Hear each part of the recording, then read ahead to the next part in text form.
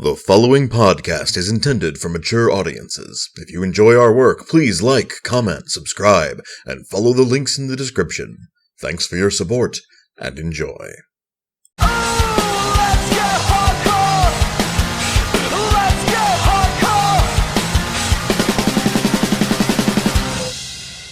Greetings and salutations, listeners. I, Eric J. Chuckie, joined, as always, by my perennial pal, the boy. You had to go for it, but I applaud your success. Hey. This is the Two Nerds Podcast. All kinds of links in the description. Links to friends, links to stuff I do. If you wanted to give me money so that I can give you more than just a podcast a week, that's down there too. I've also, since I have actual patrons now, if you subscribe at least $1, you'll get a teaser chapter from one of the books I'm working on. So it's a good book. This is our 2016 year in review, and gosh, no, before you even ask, we're not going to talk about all the horrible, horrible, sad crap. Because the Two Nerds Podcast is not a sad crap podcast. As you may have noticed, we try and keep things at least a little positive. And you know what? In broad strokes, a lot of shitty, bad, fucking awful shit happened this year. We're not here to talk about any of that. We're here to talk about the good things that happened in 2016, the things we liked, the things that we occupied our time through this shitstorm. So we're here to talk about good stuff. If you're here to listen about bad stuff, go somewhere the fuck else. But first, like, comment, and subscribe. Yeah, I mean that. And also Patreon, please. Yeah, I could use it. Go to any of our Batman and the Infinite Sadness podcasts. Yeah, or pick a WWE pay-per-view. You got a 50-50 chance of it being really upset. And even within that, a 50-50 chance that one of us fucking hated it and the other one thought it was great. But this is about happy stuff. Yeah. So, we got 10 things because the boy likes 10 as a big round number. We had 9, and I was just like, no, we need one more. I can't do 9. So, let's kick things off. What was your favorite game this year? So I have 2 listed because I didn't want to actually make the call until we got to the podcast. And I know what call I'm making, and here's why. My favorite game this year was Overwatch. I have LoL and Overwatch listed, and I didn't know which one I was going to pick. And then we were about to start recording the podcast, and I realized that I had just spent the last 3 hours doing nothing but losing 1v1s in Overwatch. Just straight. Didn't win a single one. Lost almost all the matches. Got stomped every time. Still had a good time. I didn't even play LoL in a week and a half. I feel like that answers that question. Yeah, basically. My favorite game was also Overwatch. There's a lot of shit I played this year that was really good, and honestly, I've played an hour of Final Fantasy 15 so far. No spoilers, please. I'll hunt you down. You know what? If you want to spoil the game for me, $50. Give me $50 on my Patreon, and you can say whatever the hell you want. You can tell them the whole plot. You can tell me the whole plot. The whole plot. I don't care. But no, I played the game for an hour, and I was like, this is amazing.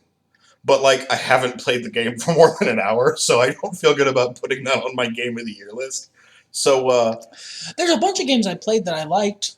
Yeah, I had Stardew Valley. The new Marvel Heroes is really good. We just, like, for Christmas, both me and White got copies of Civ 5 because it was on sale from Steam. And, look, I feel like I like that game too much, but... A boy's reliving his childhood, and I've never played a Civ game before, so I'm having fun. It's really interesting.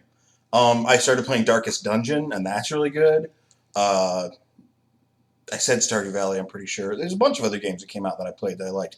But you know what I'm going to be playing for years to come is Overwatch. Yeah, I mean, like, in the beginning of the year, like, for the first 6 months, I played a lot of League. Mm-hmm. But fucking Overwatch, man, it's... For the first about 4 or 5 months, I played a lot of Marvel Heroes. But then Overwatch dropped. And completely unrelated, I stopped playing Marvel Heroes as much, and I started playing Overwatch more. Mostly because I'd finished most of the content in Marvel Heroes, and we're going through a dry spell now because they have... Not most of the content. There's acres of content neither of us have ever touched, because you have to, like... You gotta be, like, geared and ground up, and that's not how either of us play those games. Speak for yourself. I have one more level until I'm ultimate status with Ultron. The gold one. Yeah, well, I mean, that's good, but, like, your gear's probably still balls. Oh, yeah, probably. But... I have enjoyed the grind. But, you know, with all the changes they're making, that went on hiatus for us. Well, for me, anyway. I play it here and there. Honestly, it went on hiatus just until the new shit drops because I want to see if I still like the game. But Overwatch is, my God, if that game design isn't good. I literally just spent the last 3 hours losing, and I had a pretty good time. Well, all the stuff that's around it too. I think this is a great way to release a game. I'm glad it's not paid DLC because as much as I love Killer Instinct, it's depressing to see this roster of fighters and go, I want that. I want them in my life. Yeah, I like that all the fighters are unlocked. That's beyond the initial purchase of the game. I've only spent $10 on DLC, and that was at Halloween because I wanted to. So I feel like Overwatch is so rigorously so swingy in terms of balance that if all the heroes didn't start unlocked, it would feel very pay to win. Well, and that was the problem I had with Battleborn, which is a distinct game from Overwatch, but you didn't start with all the heroes unlocked, and you already bought the fucking game. Like, unlock costumes, sure. They even had an equipment system for you to unlock shit in, but give me the heroes. Don't make me play the first 5 ones and hope I like someone in there. But let's keep on trucking here. We got 10 to get through, and that was 6 minutes. Well, actually, I'll go first this time. My favorite movie this year was Captain America Civil War. They took a comics storyline that got kind of fucked, even if it had some really good moments in it. Overall, it just did not get executed as well. It became a fighting ground between the writers and the editors, and that's basically never a good thing for any comic story. But I'd been hyped to see what they were doing with Baron Zemo for a while. It introduced Black Panther, who's one of my favorite Marvel superheroes. And the culmination of a podcast that we did before that movie was announced of what characters we'd like to see. We were both crying to the rooftops, give us Black Panther. We will go to that movie. I will go twice. And the Black Panther movie is coming, ladies and gentlemen. And it's not an origin story. No, and I will go twice. I made a deal, Marvel. I come through with my word. You hear that, Mephisto? One more Black Panther. Hey, you know what? I feel like I got more for my money, okay? Yeah, jeez. If it turns out I was married in an alternate universe, I feel like this is a win-win. What was your movie of the year for 2016? You know what? I went with like a smaller, more indie movie that I felt was very impactful to me. It was Captain America Civil War. Oh, okay. It was the best movie. It was the best movie. I normally stick rigorously to favorite because obviously I didn't watch all the movies. Sure. And I recognize that, after Doctor Strange, I pretty much had to look in the mirror and recognize that I might have shit taste. But this movie was great. Everything about it was great.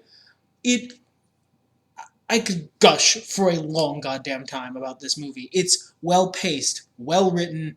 You can nitpick stuff about it, but that's literally any movie.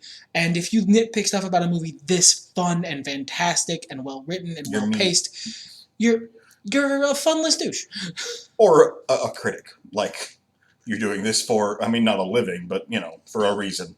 But, your job is, part of my job is I have to find something bad about it. That's not part of my fucking job. I like this movie. I like to be critical of things. I like to see the flaws in a great work so that I don't become so wrapped up in the great work that I can't defend it with words.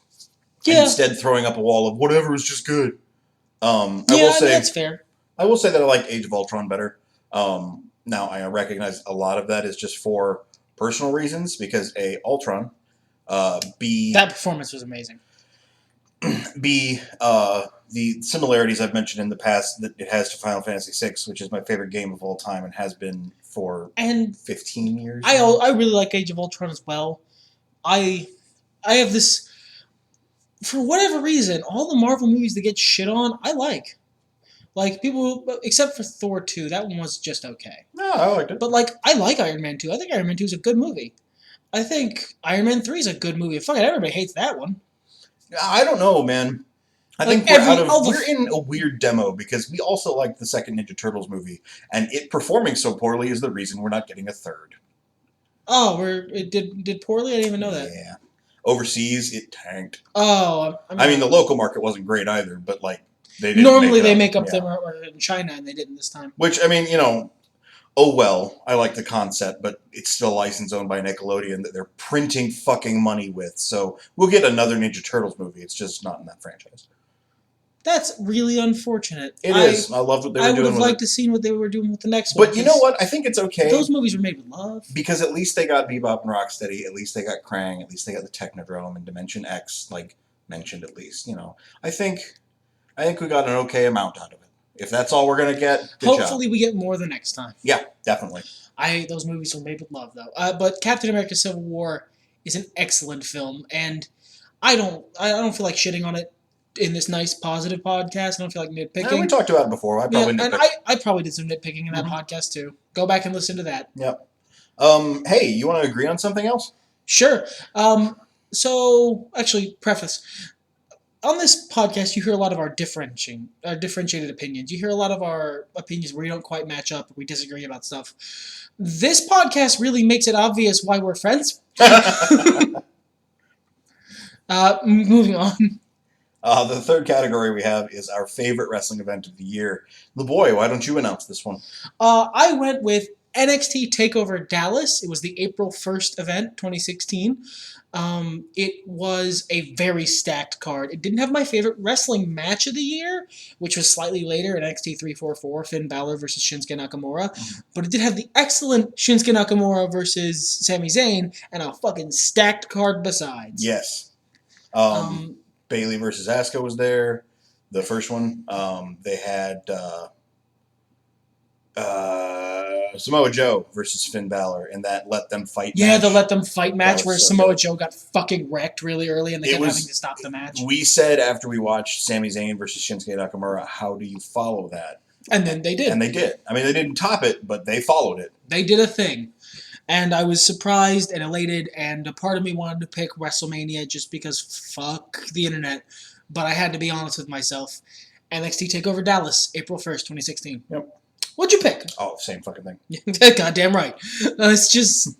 Now, we actually differ, though, however, on the favorite wrestler category, because out of everybody that I saw in 2016 that did their best to entertain me, even the New Day, whom I love. The New Day are the best thing on the main roster. They're the best team in wrestling. They are the best thing on TV.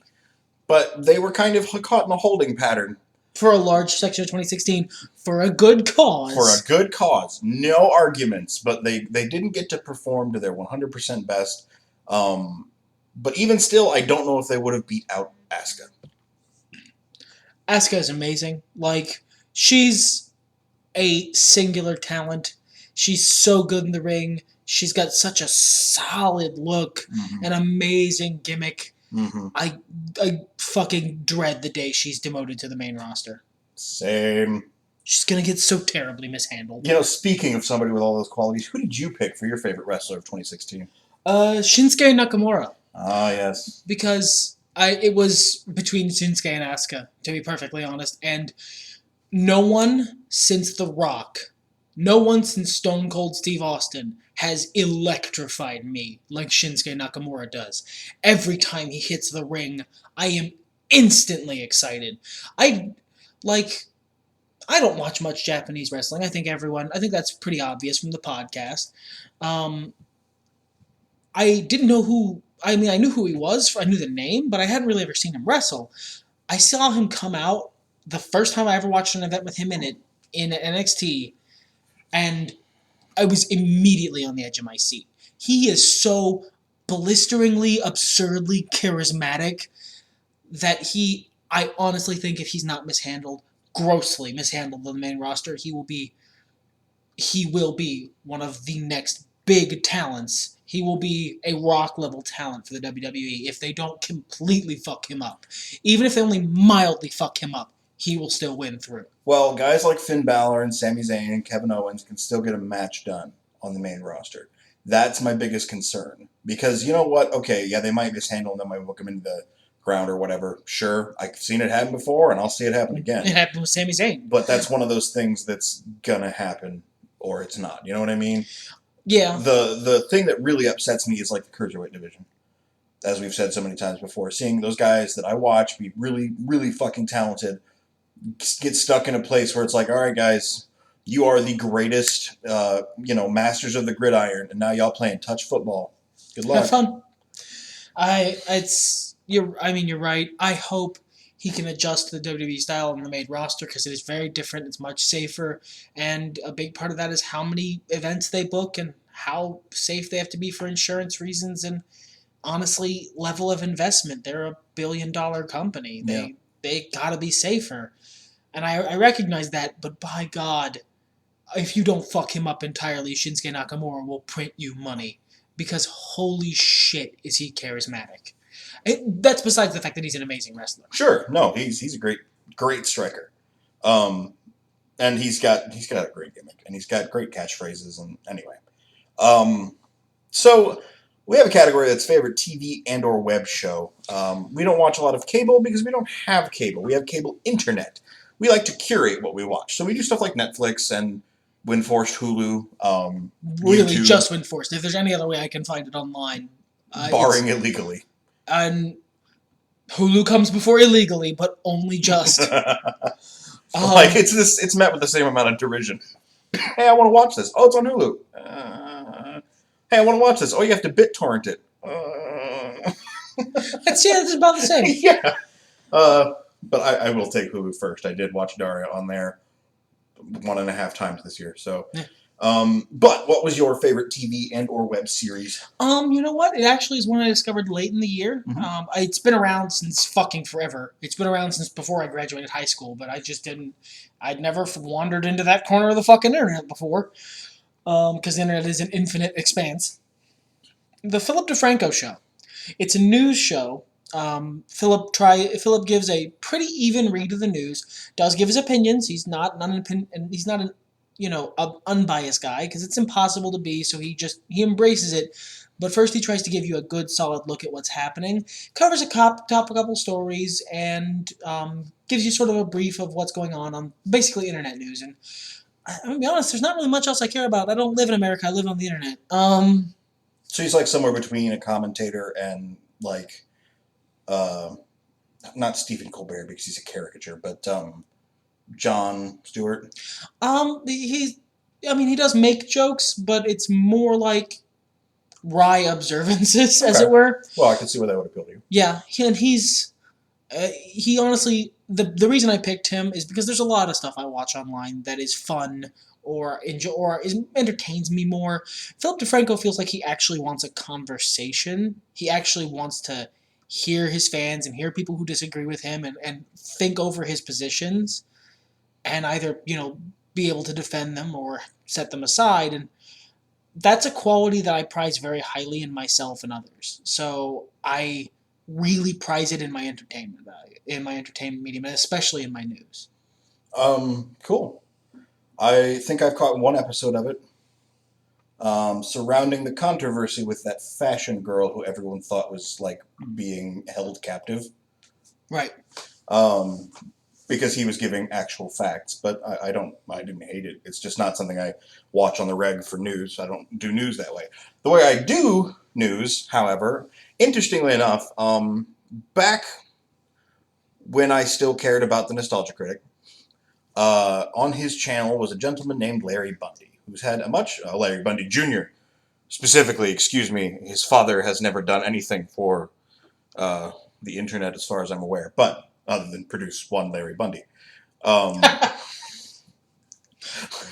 What a tangent. He used to do a video series called Games Yanks Can't Wank, which is an awful title. Yeah, I never watched it specifically because the title was so god-awful. And the content wasn't really up my alley. It was interesting because it was like, video games I've never heard of that were like really important to British gamers in the time that I grew up, but just they were over there. And it took me until I was 13, 14 before I could play Final Fantasy 2 and 3. Forget less known shit. Mm-hmm. But he stopped doing that for a while. He kind of, I don't want to say floundered, but he tried a bunch of different projects. And then I want to say either late last year or early this year, he started a project series called Fact Hunt, where he usually does numbered lists, but sometimes a longer form episode of just interesting little tidbits about the video game industry. He did a very long piece on Driver San Francisco and all of the drama and espionage and shit surrounding that. If you go see any of his episodes, I would check that one out because it's just fucking interesting.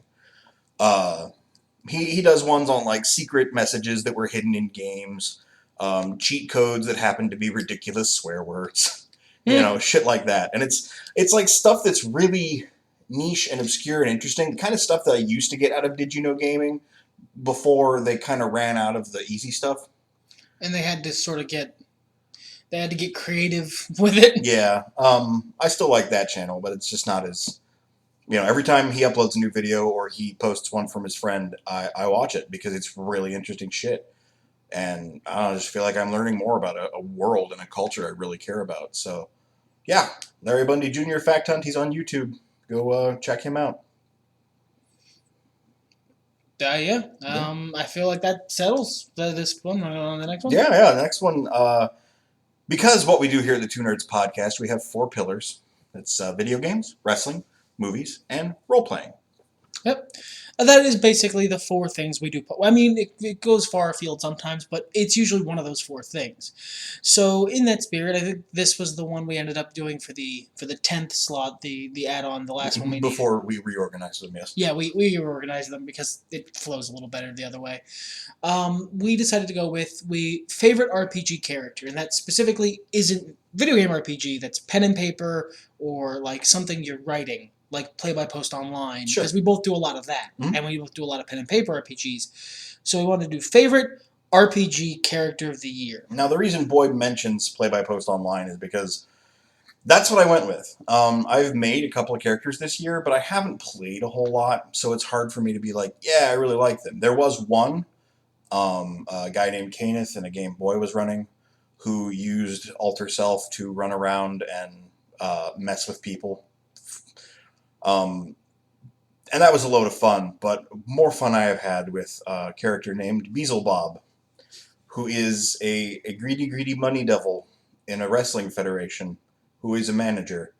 He's like Jimmy Hart meets middle management Satan, and he's just solid gold as the chains around his neck. He's based on Daniel Roebuck's portrayal of Satan from the Rob Zombie music video, Teenage Rock God. Same voice, same shrillness, but the writing is all mine. I drew a lot from old Jimmy Hart, especially in his WCW era, because the wrestler he started out managing was a Kevin Sullivan tribute. So they kind of went along, and I've had way more fun with Bob than I have with the other guy. And speaking of someone who reads this, who doesn't even roleplay at the place where he posts this character, I go there to read these roleplays. Bob's an incredibly fun character to read the output of because he is exactly what you would expect from a character based on the thing he's based on, named Beelzebub, who is a wrestling manager.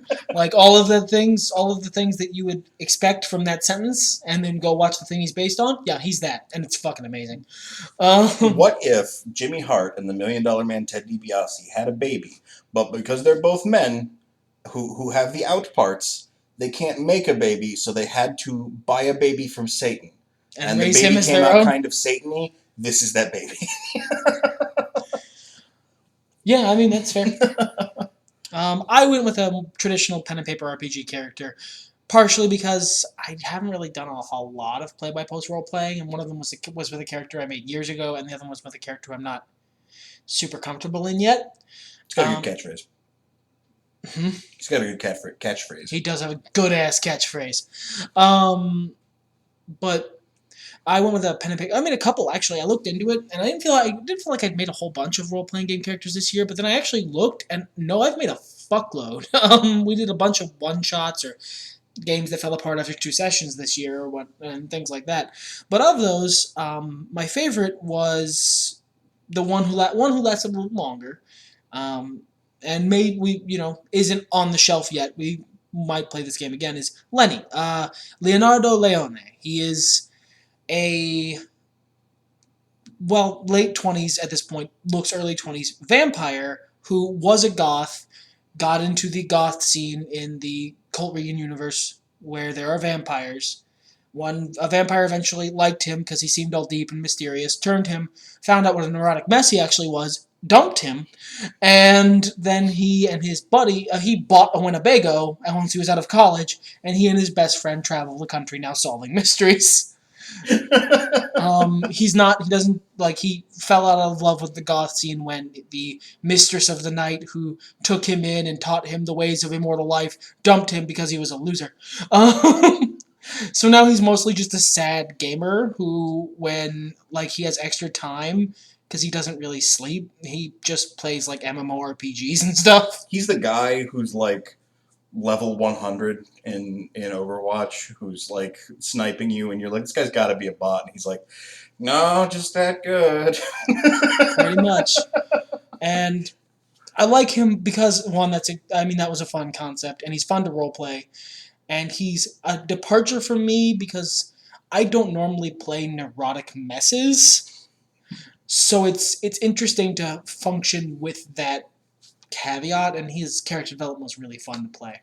I like Lenny a lot because he's got a lot of heart.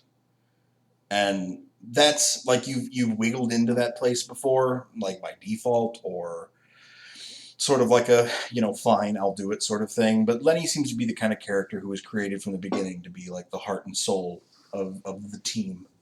He's your Flash from the Justice League cartoon. He's mostly comic relief until the time when it's needed. And then, I did make him, so he is a combat monster. Alrighty, well, our next category is the surprise of the year. This is a category I tentatively dubbed I Was Wrong.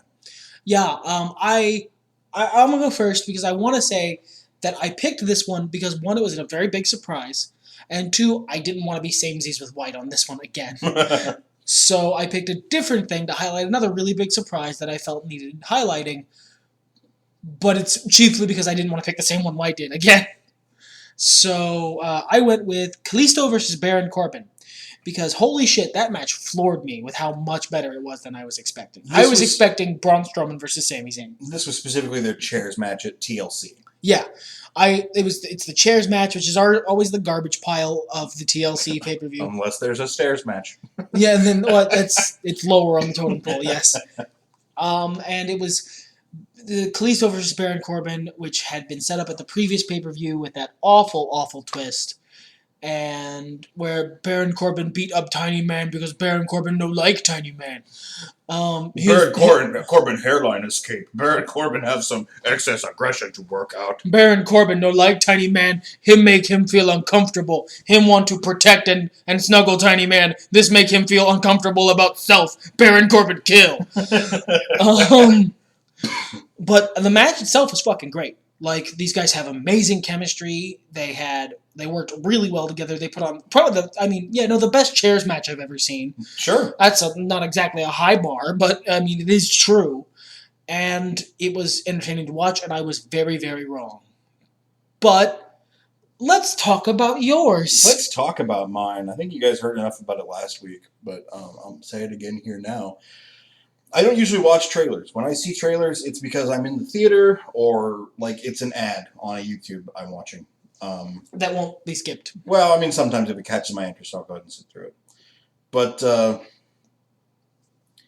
I saw the trailer for Rogue One, both of them, both the teasers and the trailer, and I was not impressed.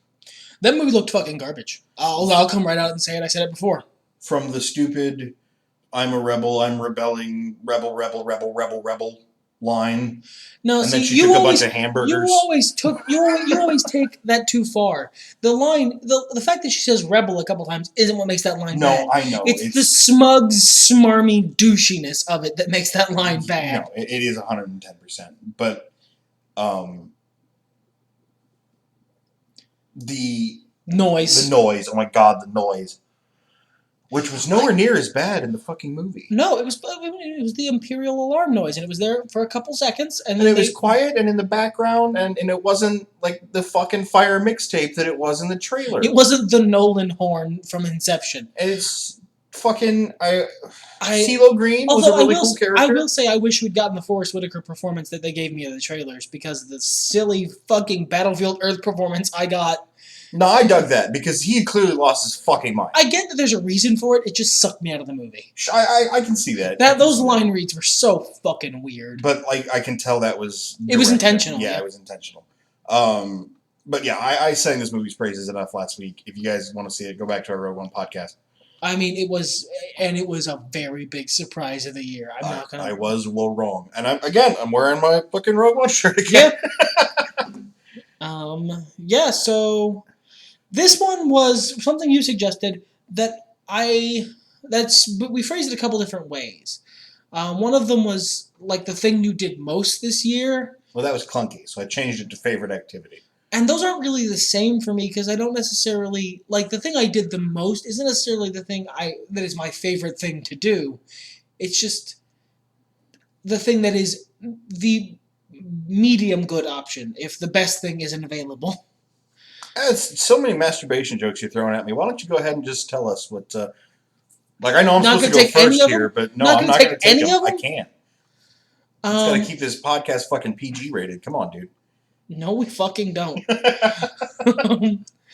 My favorite activity, or the thing I did most this year, and it is kind of both, to be honest. It's just a weird dichotomy.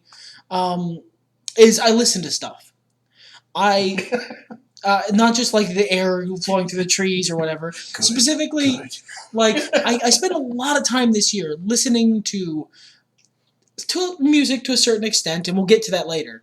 But more podcasts. Like I listen to a lot of podcasts, and I listened to a lot of audiobooks this year. I've burned through several book series, and I didn't really do so much of that before because before this year, I didn't really like listening to audiobooks unless I was in a situation when I couldn't read, because I kind of always preferred whatever. Like I preferred my internal narrator to the external one. Big part of that was the first big jump I made into audiobooks was the Harry Potter series as narrated by Jim Dale, and I actively fucking hate Jim Dale in that series. I mean, he's gotten like 19 awards, and I don't get it because there are several prominent characters like Hermione, literally Hermione, who he narrates in the most annoying voice possible. You know who is worse? Whoever narrates the Hunger Games books. I have never heard those. It's like a really loud ASMR where like she just like gargled a bunch of lube beforehand and just pops and crackles and. Well, I mean, no, it's that wetness, that moist, slappy noise, and it's on top of the fact that like I've seen a couple of the movies. I don't care for them as much as you guys do. I like the first one, but I've never touched the books, and I had no clue. Just battle royale. I mean, that's why I liked it. But I had no clue how this book was written, and oh my god! It's from what I understand, it's the Game of Thrones Song of Ice and Fire dichotomy, where Daenerys is great so long as you don't have to hear her internal monologue. I mean, like there's a little bit of that. It's not that crushing. No, I'm talking about the actual narration, which is like, it's like they're trying to sell me something as a fast food company. I had eaten the glistening, meaty wetness of sausage in my mouth. And I'm like, is this erotica? Because it's gross. Like, ew.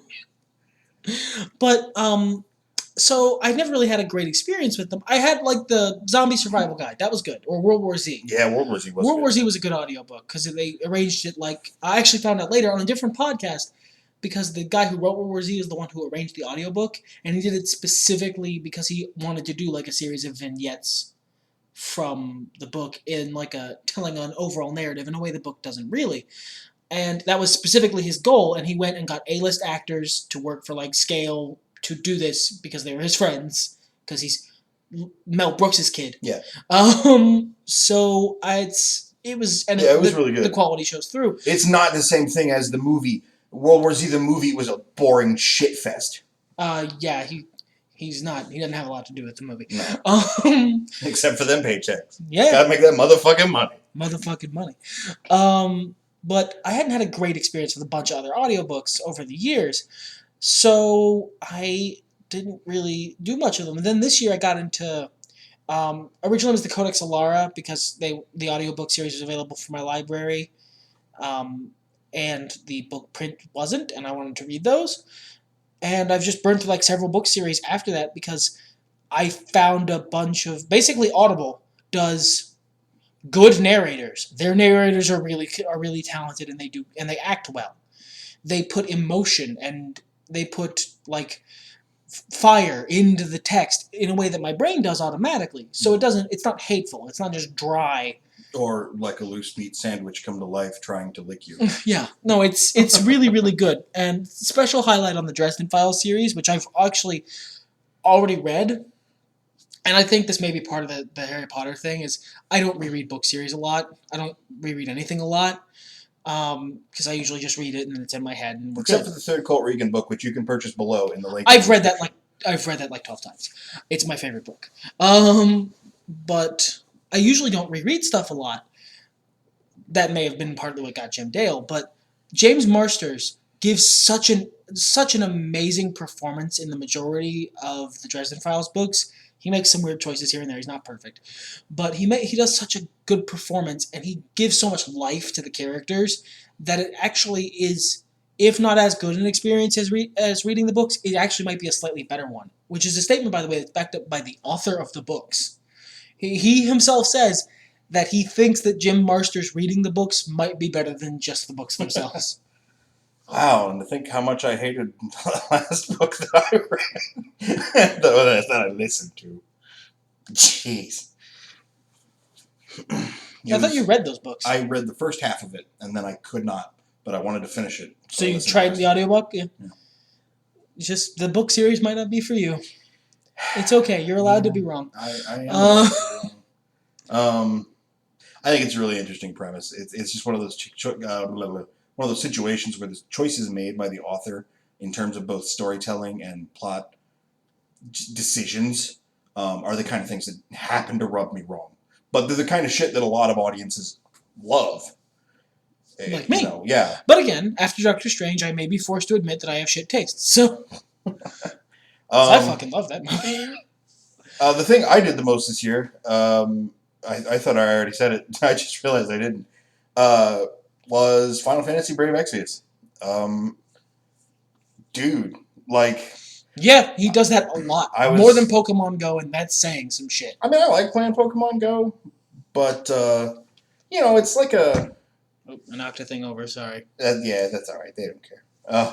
They're not still listening. No! It's actually the thing I did most this year, self-deprecating humor. No, Pokemon Go's fun, but it's like the nerd equivalent to going out dancing. I'm not really that invested in my dance moves. I mean, I am. We had a brief period where I thought I'd lost all my Pokemon, and I was not happy. But I would be happy if I lost my legs. So yeah, that's pretty equivalent, I think. Yeah. You're not invested in the dance moves, but you'd like to have the legs to do them. Yeah, please, thanks.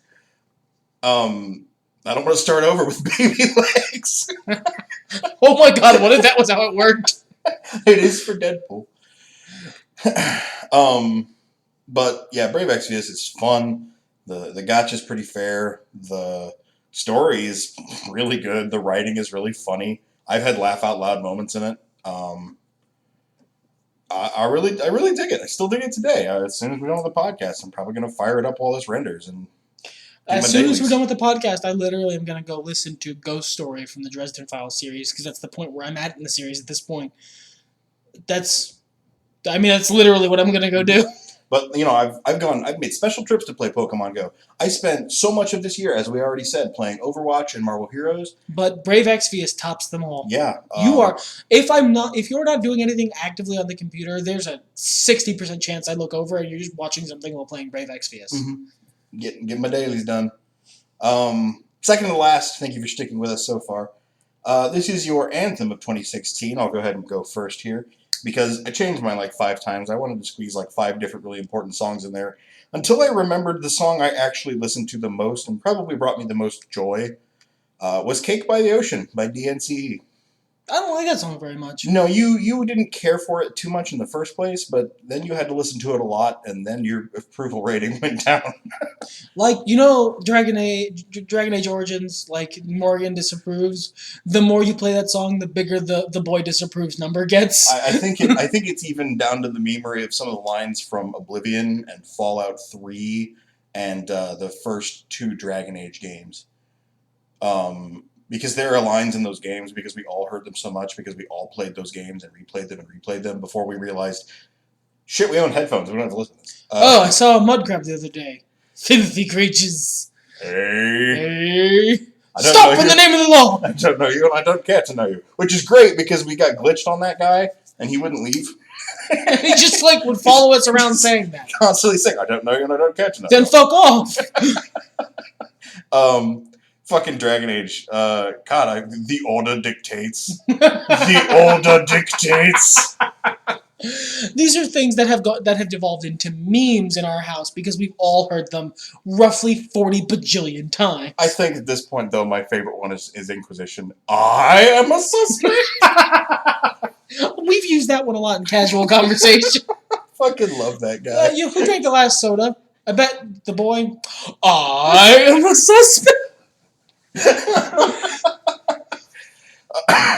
But yeah, no, I dig this song. It's fun. I like the band sound. I like the songs they've done after that. It's pop nonsense. It's nothing as important or Kanye Westy as I wanted to pick. It's nothing as, full of nerd cred like the fucking Proto Men song that I wanted to pick. But it's fun. I like it. It's good, and I listen to it a lot. And it makes me happy.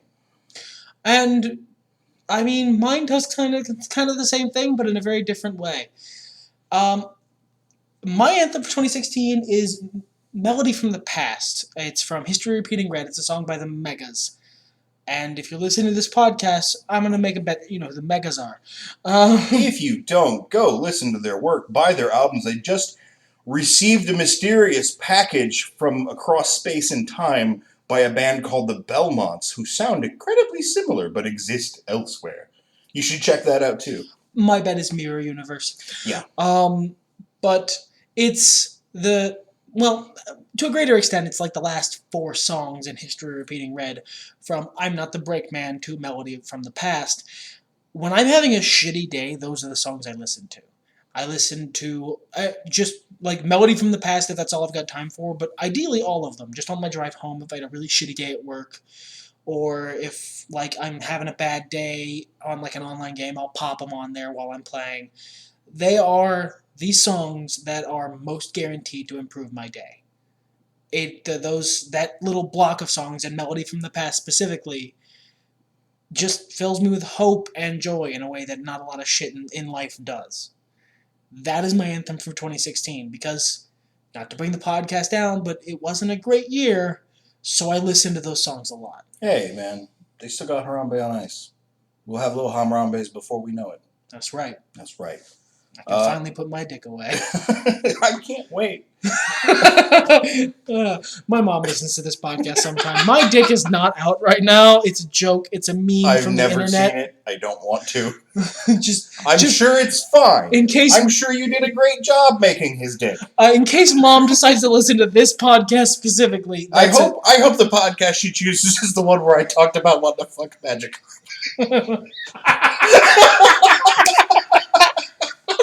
Oh, shit! Speaking of... What a great segue! I didn't even mean to do that shit. Oh, man, I'm so sorry. Listen to that. That audio is awful. I could see huge... It fucking... They're not still listening. Podcast of the year. This is an advertisement, because it's the podcast we did, not mine would be co-optional by default because it's the podcast I listen to. Mine would probably be either an episode of Radiolab or maybe one of the Cracked podcasts or maybe an episode of Fat Man on Batman. Just change it to Thin Man on Batman? No, he's not thin. He did lose weight, but he's not thin. Reg Man on Batman? That's like a reggae Batman. Oh, he did get a black co-host. That's cool. Yeah, Mark Bernardin. He has really interesting opinions about a lot of stuff also. I think I've heard of him. What has he done? He's the editor-in-chief at the LA Times? LA Times. Oh, okay, that's interesting. I think. I don't think that's who I thought it was. He's done a bunch of shit throughout the nerd entertainment sphere, so I can't remember because I've been listening to other podcasts and audiobooks for the last 2 months, so I've kind of forgotten. I'm sorry, hold up. Before we I gotta go back to our last category because I forgot something very important that is important to both of us in terms of Anthem of 2016. That also has to do with Harambe and Hope. And that is the song from Lazy Town, We Are Number One. Yeah, that's actually a really good song. It's a genuinely good song. It's great. And go Google the guy who plays Robbie Rotten. He's having some medical troubles. He's got a great name, like Stefan Carl Stephenson. I think it's just Stefan Carl or something like that. No, like they actually omit his last name because it's because that's what it is. It's Icelandic, so it's fantastic. We know he's a great guy. He's go donate. He's actually also a really genuinely great dude. Yeah, he's heartwarmingly wonderful. And he played the Grinch, I guess, at one point. And good God, I want to see that because he'd be perfect. But yeah, podcast of the year that we did. Boy, kick us off. I went with Mobile Gaming and Junior. That one gets real good at the end. Of all the bits that we have done in this podcast, all the jokes that have memed themselves and morphed out into shit over the past year, Junior has to be my absolute favorite one. My main save on Fallout 4, I made a little patch of vegetables right outside of June's house, and I made a droid. I named him Junior. I painted him red. I gave him like a little boy voice, and I told him, "You mind this patch of vegetables, son." I didn't tell him to mind a patch of vegetables, but I did basically the same thing on my main save. That was a good one. My favorite one that we did was Nostalgia and the Coons. Because half of it is a really interesting conversation that we had, and that I think is an interesting conversation in general. And the other half of it is just weird batshit stuff. The kind of stuff where at this point in a typical podcast we'd be going, "Oh, this is the worst podcast ever. Why do you listen to us?" But it's the best. I think honorable mention, however, for both of us is Pictures of Spider-Man. Yeah, Pictures of Spider-Man is a grand old time. I used to take this podcast a lot more seriously, and I think to the detriment of the podcast. Pictures of Spider-Man was one of those podcasts, it was the last one, that I was trying to take really seriously, and just halfway down, I just broke. And I think our podcast has gone up in quality since then. Yeah, because it's a more honest podcast. Yeah. It's more what we wanted to do in the first place, which was get the fucking wackadoo conversations that we have had that have been the basis for our friendship onto the internet, because, we're not egoless people. We're pretty fucking funny, and we'd like to entertain you as well as us. And if you agree that we're pretty fucking funny, why don't you go ahead and hit that like button down there. Hit that subscribe button if you haven't already. Make a comment and tell us how nice we are and how handsome we are. And if you do think we're funny, and if you think that all the podcasts we just mentioned are as funny as we think they are, and oh boy, I just realized how egotistical it is that we just sat and laughed at our own jokes for the last 5 minutes, please do stick around. We're not usually this up our own asses. No, we are. That's true. But everything's better when nerds talk about it. Fuck it, let's get hardcore!